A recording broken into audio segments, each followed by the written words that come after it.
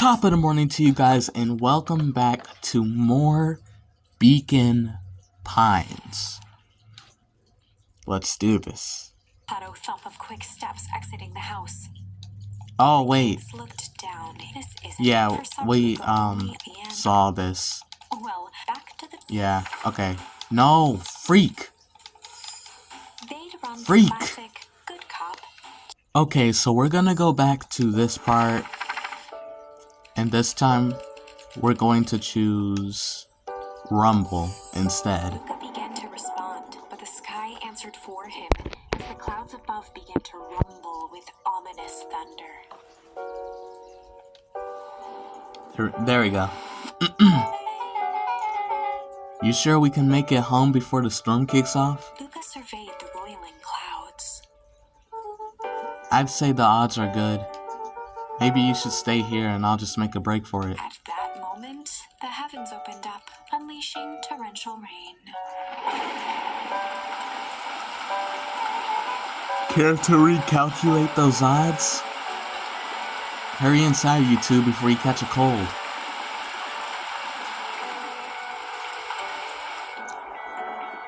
Luca and Nelly will keep trying to reach your gran on the phone. In the meantime, you two hold tight. I feel like these parents we can trust. I have a feeling. Sorry, not much to do up here. Most of my stuff is still in the boxes. Mind if I poke around? Be my guest. Tight. Oh, wait, but then Beck said not to talk about work. Well, that could be a whole different thing. You know what, whatever. Luca squinted into the eye hole of the microscope. This looks wild. What is it? Gum? Gum? Luca adjusted the slide with his fingers to get a better look. I'm tracking the structural integrity of gum with increasing amounts of chewing. Chewed that one for 47 days? Luca wiped his hand off on his sweater and gave a nervous laugh. It's weird, I know. Beck looked down, timidly tapping the ladder with her feet. You think it's weird, don't you? Yeah, that's weird. A little. But weird can be cool. Yes, that's weird. Oh, wow. Rollo and I have a radio just like this at the treehouse. Probably not exactly like this one.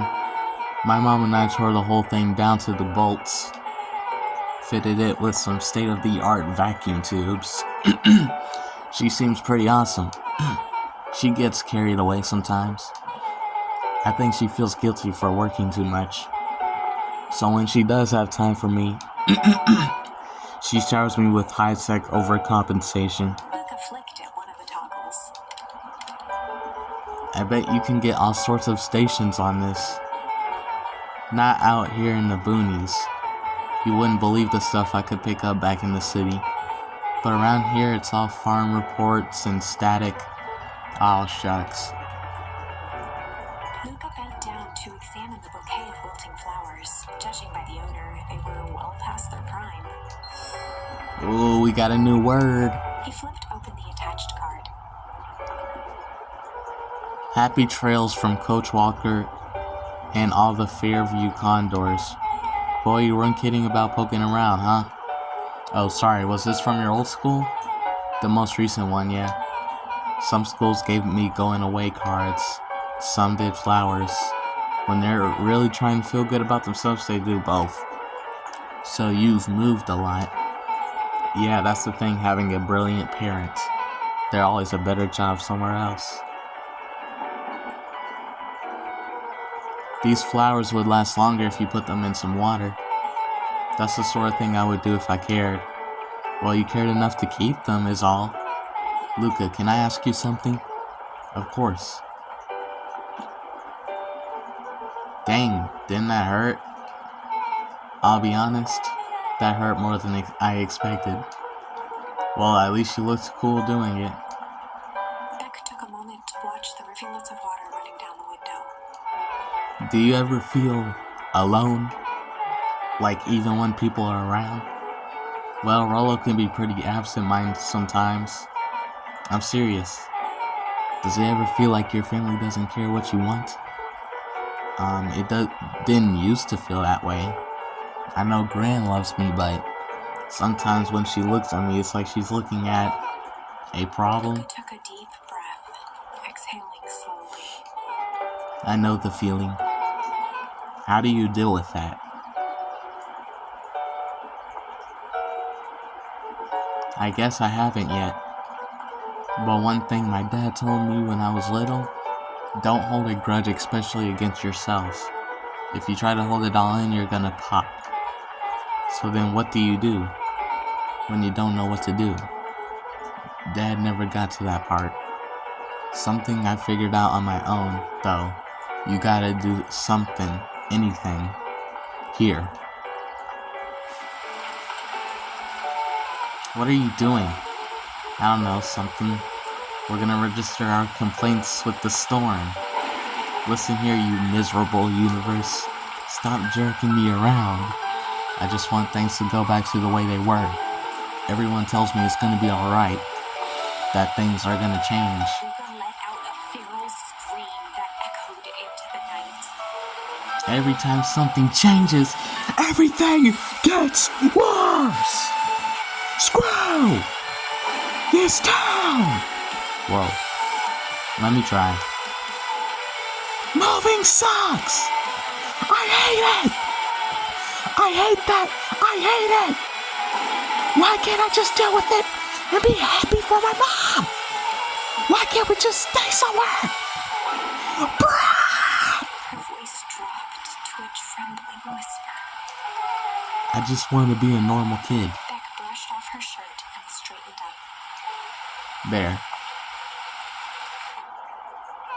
Wow, I actually feel a little better. As abruptly as it began, the storm abated. Thanks, I needed that. Me too. I should head out before the rain starts up again. Sure, I'll walk you out. See you and Roll at the festival? Sounds good. Luca, don't let the universe jerk you around. Beck gave Luca a light thump on the arm before heading in. Chapter 5. Friendly Feud. The air was heavy with the hard rain's residue. The smell of wet things. Despite his dreary surroundings, Luca felt at peace. He'd never shared those details about his dad with anyone, not even Rollo. But it's not like this changed anything. Rollo was still his best friend. Adding Beck to the group would help balance things out. Everything's better in threes. This is what Luca told himself as he headed to the treehouse.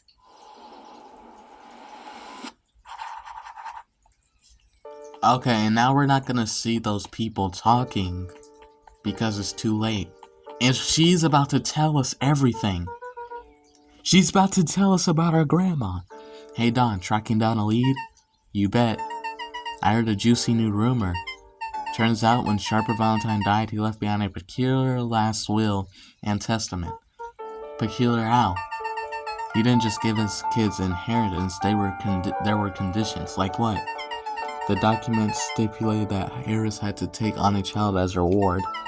A kid our age who just showed up to town one night with a lawyer. Solomon? Bingo. So Harris was forced to take care of her? Yep, or she would have lost everything. Why would Sharper care so much about some random kid? Rumor has it old Sharper sold some wild oats. That explains the way Harris treats him. Poor Solomon. How did you find all this out? A good reporter never reveals her source, Luca. Is she not gonna tell us about her grandma? Or does she not know who her grandma is? Anyways, let's go to that treehouse. Excuse me, what are you doing? Just locking up for the night, sir. Oh, wonderful. I can only assume this means all festival preparations have been completed ahead of schedule. Not exactly, sir. The storm set us back a bit and it's getting late, so we all decided to... You all decided? Yes, sir. I was unaware that your job involved deciding things. We are all here at Perennial Harvest because we believe in creating a better future, yes? Yes, sir, very much, sir. Do you want to be the one to tell this town that we failed them? No. That we gave up because there was a little rainstorm and we all got sleepy? Of course not, sir. Good. Then it's decided. Yes, sir. We'll work till the task is done. See that you do. Our harvest awaits.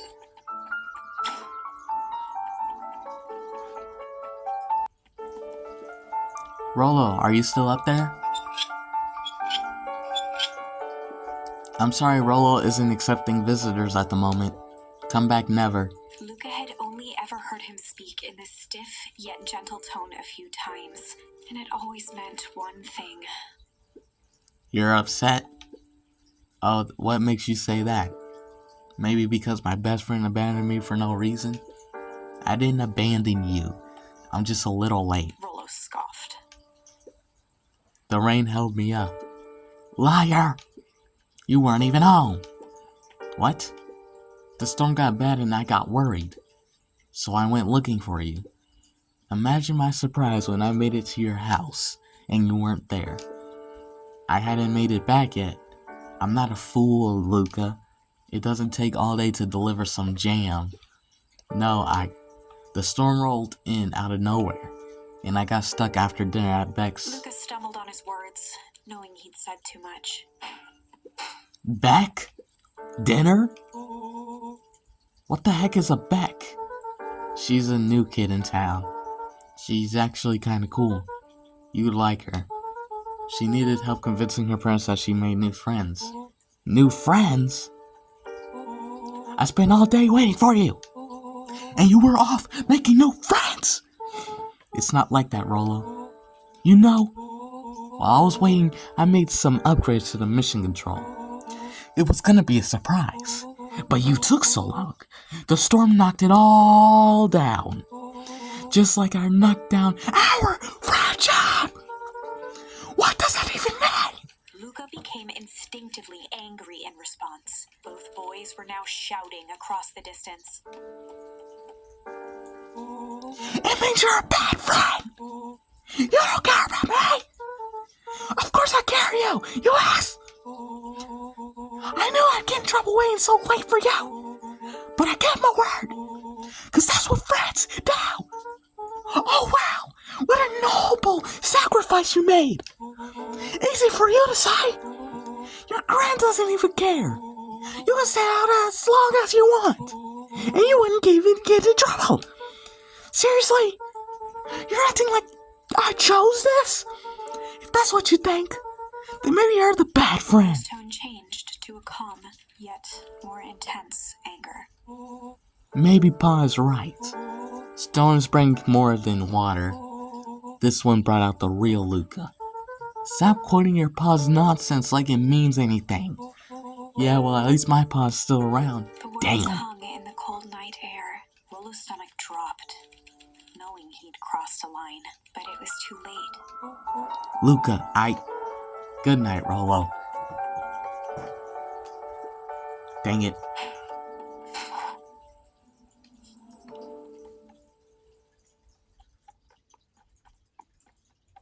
Wait, which one is our bed?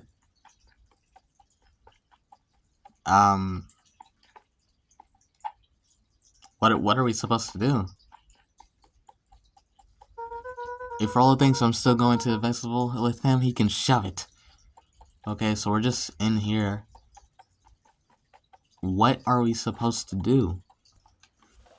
Luca dug through his old stuff, not even sure what he was looking for.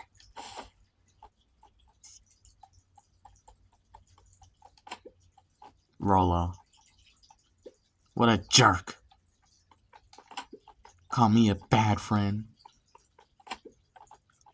Ooh, I'm Rolo. Look at me and my amazing family.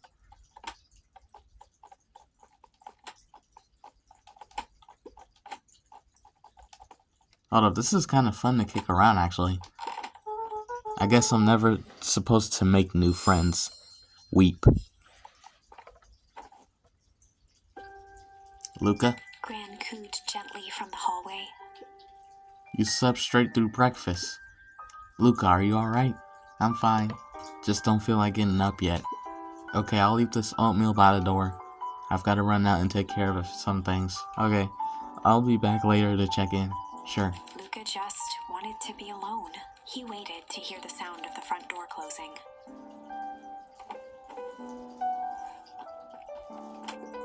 I bet Rollo's still gonna go to the festival. He's gonna be miserable. This is fun to kick around. Like, y'all don't realize how fun this is.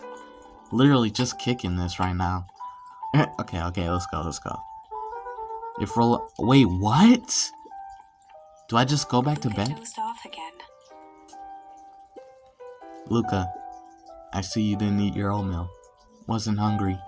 Well, just in case you get hungry, I'll leave a sandwich here too. Thanks. Rollo came by. What did he say? He wanted to talk to you. What did you say? I told him you weren't feeling well. Good.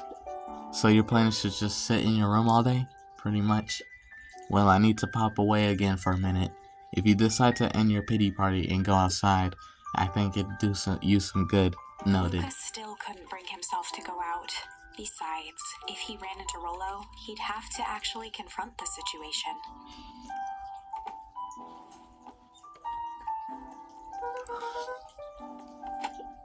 There's never anything interesting at the festival anyway.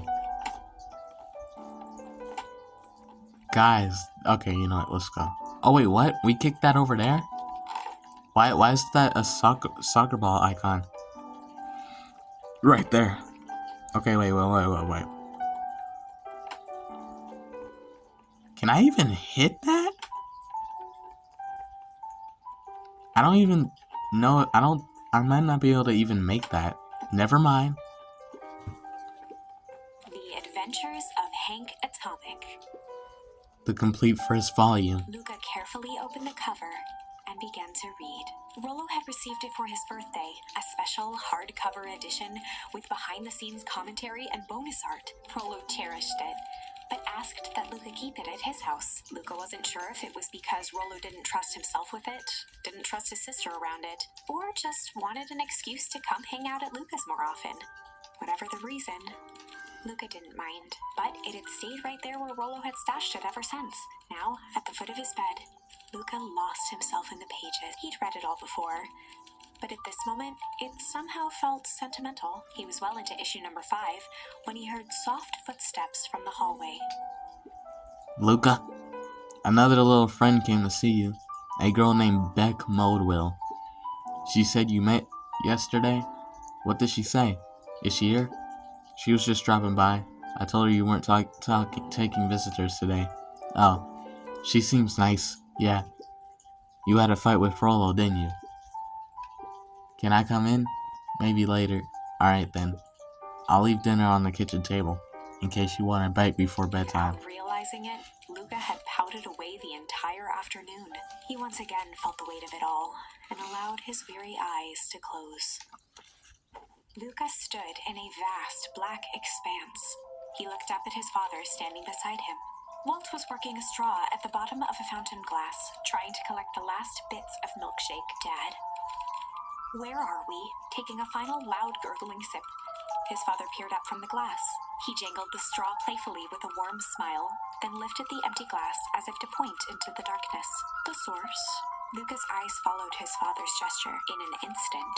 He was sitting in front of a blazing campfire. Across from him sat a large figure in a yellow hazmat. The figure's voice was a scratchy echo.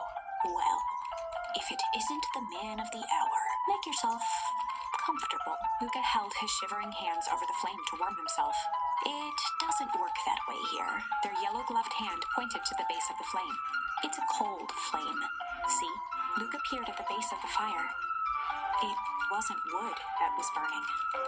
It was Beacon Pines itself, tiny buildings, freezing and crumbling as they were consumed by flame. Luca could see small shadows moving in the burning city. People. Luca leapt to his feet. We've got to help them! The figure gave a dismissive wave of their hand. Why waste energy helping people who can't even help themselves? The figure bent down to examine the panicked crowd as they desperately tried to stop the flames. They only care about what's right in front of them, not like us. Luca's voice was a trembling whisper. Nah. Plus, the figure slowly stood up, grabbing its helmet with both hands. With a jolt and a twist, the suit emitted a gasp. A cloud of torpid mist escaped, slowly revealing the face within. Luca's own face looked back at him, older, worn.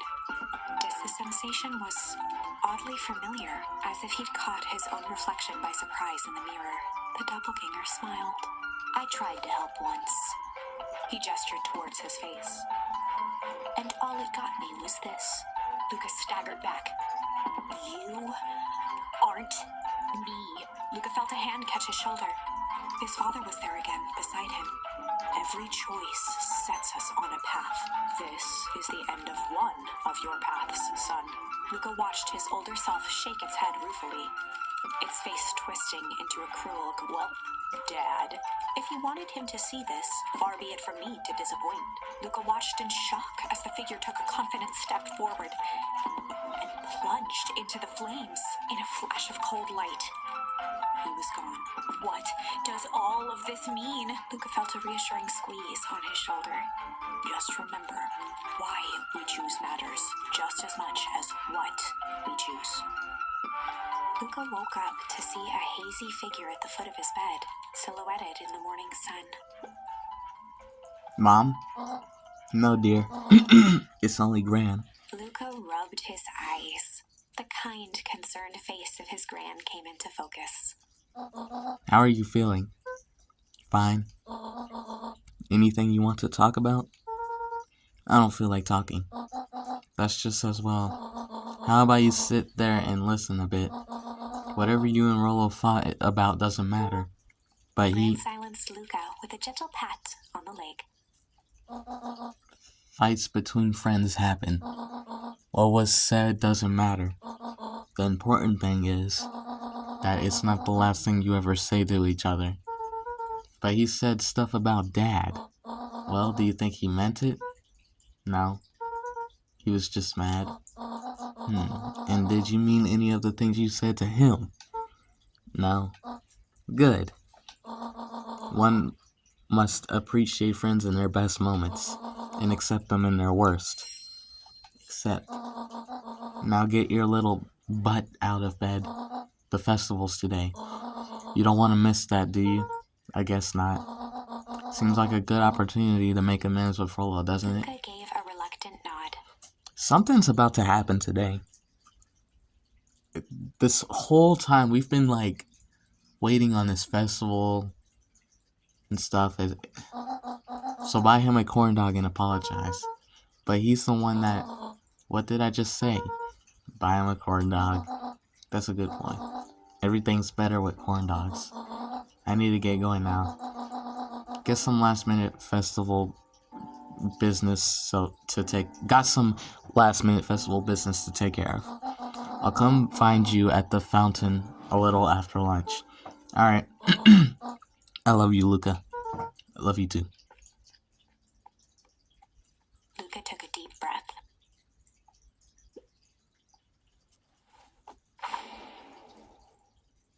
Chapter 6. Through Thick and Thin. Despite Luca's bitterness, Gran was right. He needed to hash things out with Rollo. A big fight changes the nature of a friendship. Whether, in the end, it is for the better or for the worse, all comes down to understanding. If one is not careful, the same familiarity that builds the strongest of bonds can become the wrecking ball that shatters them. Luca emerged from seclusion, taking in the crisp festival air, but the events of the day weren't on his mind. He had to find Rollo.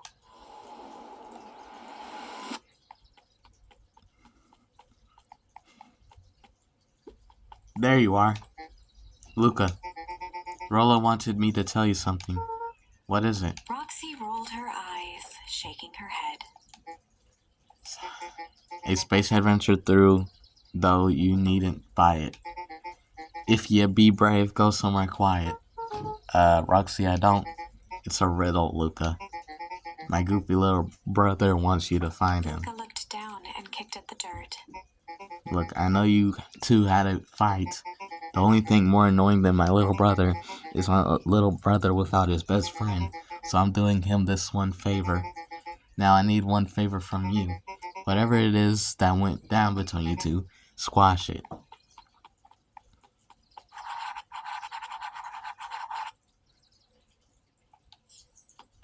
Okay.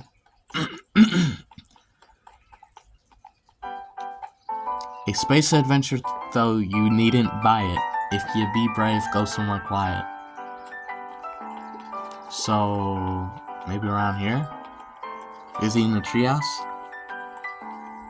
Of course not. Okay. The library, somewhere quiet. Is he in here? Hey, Luca. Kato's eyes lit with excitement. I've been expecting you. Bravo on deciphering the first riddle. The first? Oh, you didn't think that was all, did you? Rollo does go all out, doesn't he? Kato straightened up and cleared his throat as if preparing to sing. On planet Farpole, you may take issue. When the fifth king dies, you'll need a tissue. Kato stared at Luca eagerly. Get it? Want me to tell you? No, it's okay. Let me figure it out. Alright, when you find it, bring it here to be verified. And if you decide you want a hint, the offer still stands. On planet Farpole, you may take issue. When the fifth king dies, you'll need a tissue. I don't get it. Luca grabbed The Adventures of Hank Atomic, issue number 4, from the shelf. Once you've got a book, you can either bring it here to me, or just grab a different one. Let's see, what do you have here? The Adventures of Hank Atomic, issue 4? Nope, I'm afraid that's not the correct book. Okay, here's a hint. The words to emphasize are important. On planet Farpole, you may take issue. When the fifth king dies, you'll need a tissue. Fifth issue. Luca grabbed The Adventures of Hank Atomic, issue number 5, from the shelf. Ah, you found it. Kato removed his book from the desk and replaced it with Luca's, turning on the lamp. As he slid the book under the purple light, 2 words glow. The Adventures of Hank Atomic, issue 5. Luca clicked his tongue with recognition. Rollo's cipher pen. He used to write secret messages everywhere with that. And only I had special flashlight needed to reveal it. But I lost it. Well, apparently he traded it out for this purple light bulb. Parted with the entire Halloween candy stash. Oh, Rollo. Now let's see here. Kato began flipping through the pages, stopping when he hit a glowing word. Get away with such a He grift. continued flipping. He only found in grub cart. Reaching the end of the book, Kato looked up. That's it. Grift and grub cart. Griffin's grub cart. He wants me to go to Griffin's snack stand. Ah, brilliant. I guess you're off then. Good luck on the rest of the scavenger hunt. Thanks, Kato.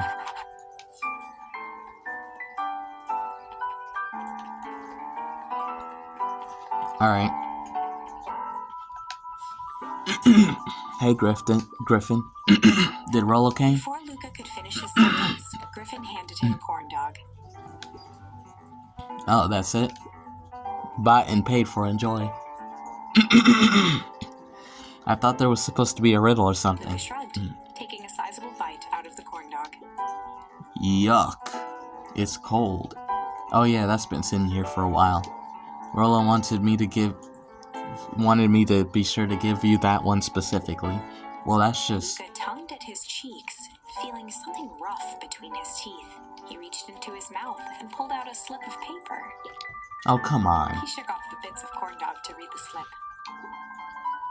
A pickup when you need some pep. Near the fountain up the step. Luca finished off the remainder of the corn dog. This is getting to be a whole thing.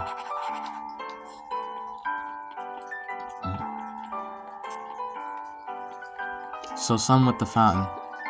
Piper, you're actually taking a break from studying?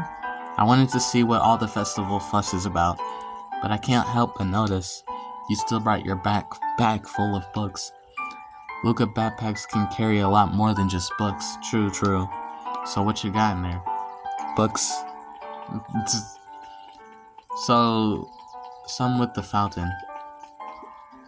He met his old friend's eyes and was greeted with nothing but ice-cold anger.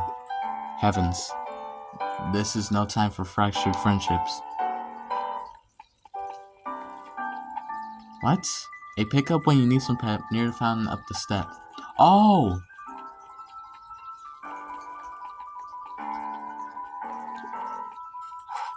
Got it. There you are, Luca. There's no way I'm actually doing this. It's way below my pay grade. Oh, come on, you big stiff. Let the kids have some fun. Fine. But Rolo owes me one. He waved his hands around sarcastically. What takes flight but has no wings? Your final task a friendship brings. See, that wasn't so hard. I feel cheapened somehow. I think it's sweet. What takes flight but has no wings? Your final task a friendship brings. What takes flight but has no wings? Your final task a friendship brings. I actually don't know about this one. Oh, hey. Did you find the comic book? Yep. And you got the corn dog? Yeah. Well then, I know it doesn't make up for what I said, but here, you've earned this. Rolo sheepishly handed Luca the balloons. Tight. Flight. Thanks. You didn't have to go all this trouble. I'm sorry I got so mad. Dang it, you were supposed to let me apologize first. Oh, sorry. Now you've apologized twice before me. Just let me do this. Luca, I'm really sorry. With everything that's happened with your mom, and I've always wanted to be there for you. Be a good friend, you know? When you said you were hanging out with someone else, I kind of freaked out. Rolo. Still my turn. I felt like if you needed some new friend to help you, it meant that I wasn't good enough. But that was selfish and wrong. I was wrong. I'm so sorry, Luca. Okay, apology over.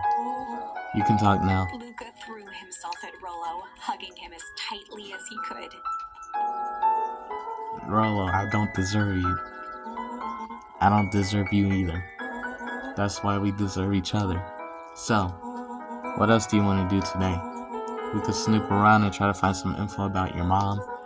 Snoop? Where? We could probably sneak into Paranarrow Harvest HQ while everyone's at the festival. Are you curious about all those stuff those clipboards write down? What if we get caught? I think I've had enough excitement for 1 week. Let's just make the rest of the day about us. Really? Yeah, the rest of the world can wait 1 more day. You know, I have been wanting to get some work done on the MCDC at Mission Control. The aim is a bit unpredictable. That sounds perfect.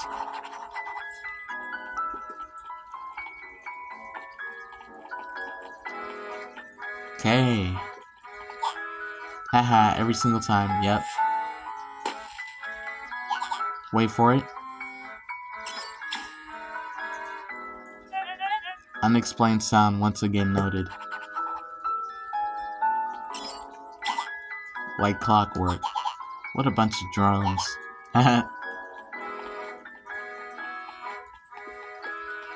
Oh, wait. There's some stuff we can... Unique New York, huh? Oh, don't mind me. Just warming up for my big ceremony speech. Mr. Kerr pointed to his grinning mouth. Gotta limber up the old gab box. You nervous? Oh, heavens, no. Well, break a leg. Give me the gift of the... Okay. Okay, let's just go. To the treehouse.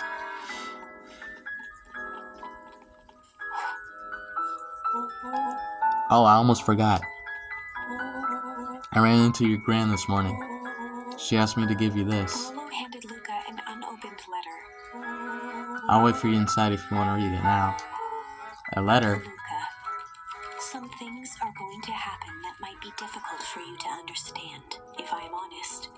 I hardly understand them myself, but whatever happens, I need you to know that I love you.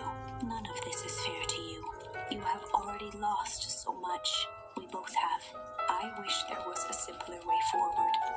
But if there is, I haven't thought of it.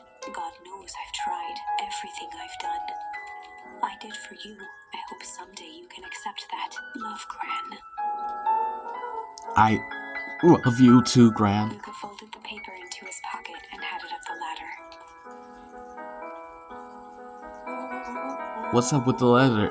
Anything you want to talk about? Maybe later. Sure, whenever you want. You know, you really didn't have to go to all that trouble just to apologize. I know, but we've been looking forward to the festival for weeks. After I ruined everything with my big mouth, this was the best way to make sure you still had a good time without me. Rollo. Luca was at a loss for words, but that was fine. Words aren't always necessary. The festival seemed nice, wasn't it nice? We could still go. Nah, this is fine. Well, there's always next year. Sadly, this was untrue. A distant rumble shook the treehouse. I knew something was gonna happen. Huh? What was that? Oh man, we missed the fireworks? It was not fireworks. It was something the boys couldn't possibly comprehend. Something as old and cruel as time itself.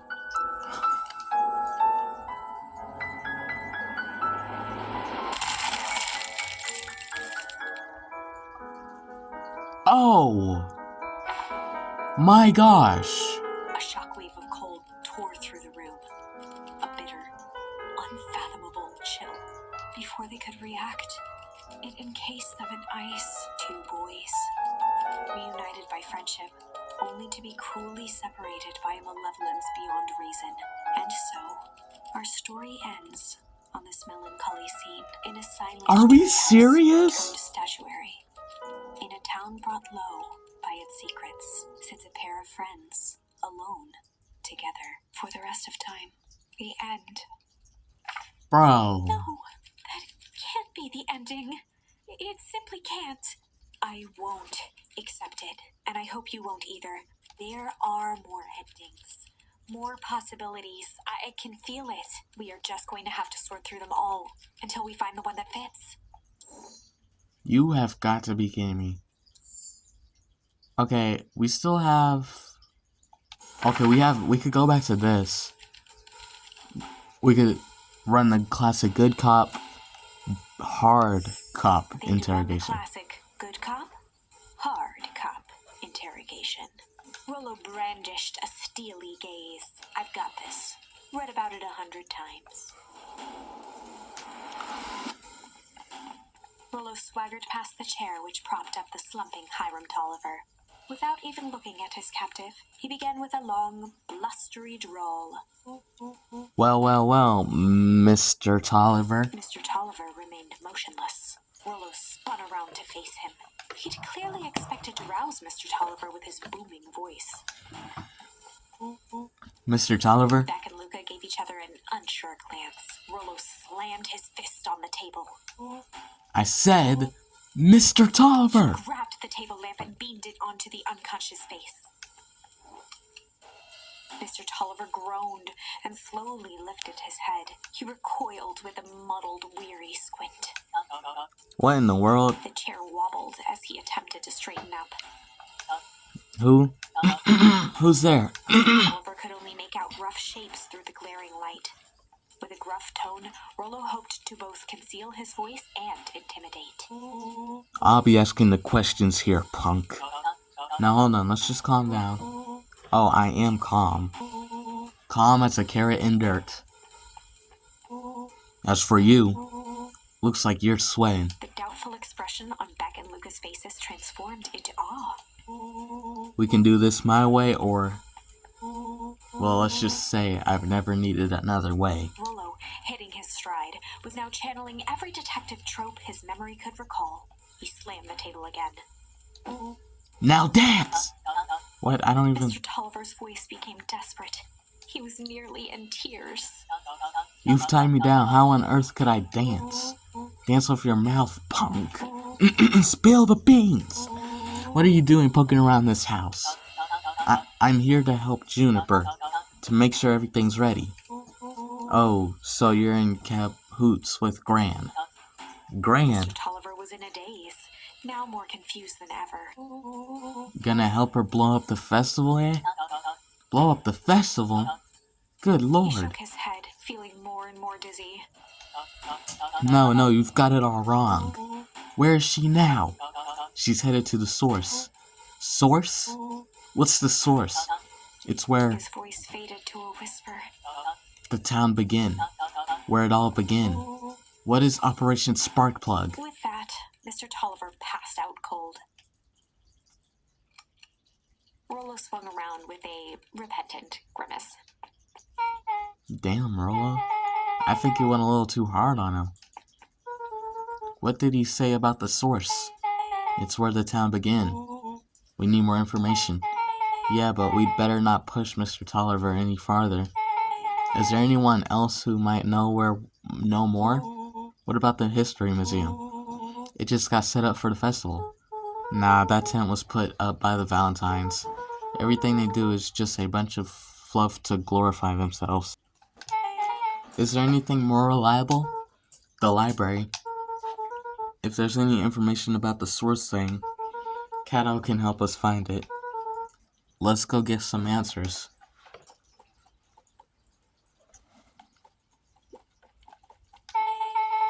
This is a dang nice library. Thanks, we work hard on it. Aren't you a little too adorable to be a librarian? Adorable! Oh, Kato hung out here so much, eventually they gave him a set of keys. I just keep an eye on the place for Miss Novak sometimes. They got you working for free? It's quiet and I get access to all the books I can read. What more could a person want? Fair enough. What can I do for you all? We need a favor. I already told you in Rollo, I can't put you any higher on the wait list for the next Hank Atomic. And if you're here with more candy, I'll have you know I can't be bought. Call it a personal code of conscience. Actually, we're looking to do some research. Now you're speaking my language. What are you looking for? That's the thing, we sorta don't know. What do you got on the history of the town? There's the county record archives. What's in those? Births, deaths, newspaper clippings, stuff like that. Pretty boring reading, but they do go all the way back to when the town was founded. Great, we'll start here. There. Chapter 8. 6 feet under, 3 towns over. The kids spent the rest of the afternoon combing through dusty piles of old county records, desperately searching for anything that could help them make sense of Mr. Tolliver's cryptic utterance. Luca tried to shake the thought of Gran's basement, but his focus wavered. Explosives, messages hidden in jam, dossiers on various town figures, and a corkboard threaded with photos. Gran was the only family he had left. He still couldn't bring himself to believe the worst. But the old map with the symbol of explosives in town square made that difficult. As the sun began to set, the kids were no closer to the truth. If I have to read any more records, my eyeballs are gonna pop. We have to keep digging. If I dig another word, I'm gonna end up in one of those assigned death records. Rollo Cotter lived a full and wonderful life, till he read so much boring crud that his brain oozed out of his ears. Rollo shut his book with an assertive nod. If you've got a better idea, spit it out. You sound like my sister. Keep pushing your luck, pal, and it won't be boring county records that kill you. I'll put you in the obituaries myself. Rollo muttered under his breath. You're a county record. Really? That's the best you got? When I'm done with you, you'll be the footnote in history. Just like Beck slammed her finger down on the open page before glancing down to read. J. Hartford here. I'd love to see you try. Hey. We're all a little tired here. Let's just take a minute and... Something tickled the back of Luca's mind. Wait, what was the name Beck? In the Orbit, J. Hartford from the Brookville Tribune 8 years ago? That can't be right. What is it? J. Hartford. That's my grand's name, Juniper Hartford. Maybe there were 2 J. Hartfords. Miss Hartford is survived by her young daughter, E. Hartford. My mom's name is Eleanor. Okay, this is getting creepy. If your grand is 6 feet under 3 towns over, then who am I living with? The question hung in the air. She's not our grandma? Alright, gang, I gotta close up for the night. Beck rubbed her eyes. How late is it? Almost 10? Oh crap, Pa is gonna kill me. I gotta go. Yeah, my parents will be worried sick. Okay, let's meet up as early as we can at the festival tomorrow. What are you gonna do about the unconscious man in your basement? I'll think of something.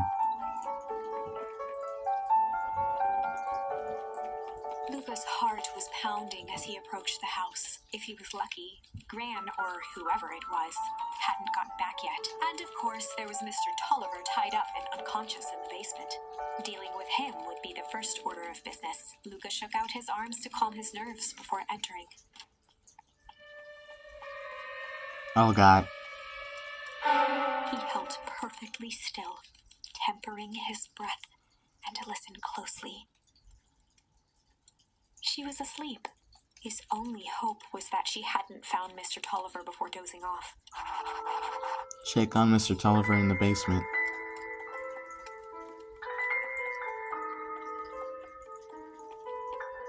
Oh no. Oh no. Mr. Tolliver was nowhere to be seen. Maybe he woke up, escaped from his bindings, and left without a right Maybe chase. Gran knew everything. What do I do? Luca's hungry stomach groaned. Not realizing it, he'd gone the entire day without eating. Okay, I can figure this out. Just need a little brain food. Luca rushed over to the pile of jam jars, unscrewed one, and shoveled a handful into his mouth. I'm afraid your jam delivery will be He delayed. flipped the lid to read the label. Mr. Nuncreed. Okay, now I can think. So if Gran knows we tied up Mr. Tolliver, I'm screwed. If she doesn't know, then I need to play it cool. I guess the only option is to go to bed and act as if nothing is happened. Gran will think Mr. Tolliver finished what he was sent to do and left when he was done.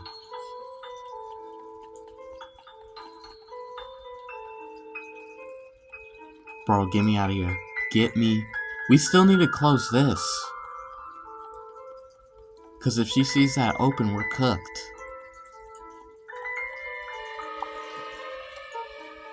Gran? Yep, we're dead. She's not even our grandma. We're dead. Okay, stick to the plan. Go to bed and play it cool. I would get out of that house. No. As Luca climbed the final stair, the emotion of the day dragged heavily on him. We should leave. With each consecutive step, his legs weakened. We need to leave. His stride began to falter. He tried to grab for the railing to steady himself. Something was wrong. That jam. Come on, legs. Just a few more steps. Luca groaned and tried to move. His limbs might as well have been bolted to the ground. Through numb lips, he mumbled just before falling asleep. The germ. Yeah, we're cooked. Sweet boy. What did you get yourself into? We're cooked. We're dead. That's it. Rest now and let me handle everything. Wait, we're not dead? Chapter 9. A speech to end all speeches. Luca awoke to find himself face down in bed. He moaned into his pillow. Why would Gran drug him? Or rather, why was she trying to drug Mr. Nuncreed? Shaking the questions from his woozy head, Luca snapped back to the matter at hand. The festival. Bro, we are cooked. She saw the open She must have saw this, right? When she goes into the kitchen? Right? We're cooked. It's over. We're done for. Wait, where are we? Oh yeah, the festival. Where have you been? Gran put something in the jam. Yeah, we know. Secret messages for secret conspirators. Not this one. The one intended for Mr. Nuncreed put me to sleep. Whoa, ho, ho. Sly devil. I think she's trying to remove him from the equation. He might be in danger. Have you found anything? We looked around but haven't seen anything odd. Your Gran is nowhere to be found. But Mr. Nuncreed is just loafing around waiting for the speech. What speech? Mayor Gus just got up to the podium. Everyone is gathering at the stage. Let's get moving. Oh no.